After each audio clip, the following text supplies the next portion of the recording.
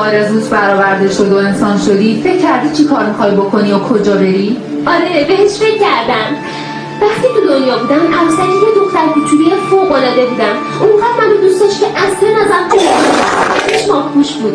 خب میتونم برم پیش اون؟ مطمئنم بازم منو خیلی دوست داره و مراقبم. اگه اینطوره بیا یه نگاهی بندازیم و ببینیم ماه‌پوش چی کار میکنه. یعنی میشه کولینای بزرگ؟ بله معلومه.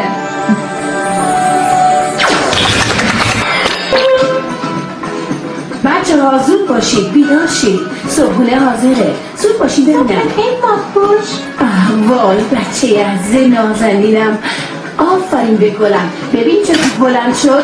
پاشو پسرم، تو هم پاشو پسرم. امرهه تو هم پاشو.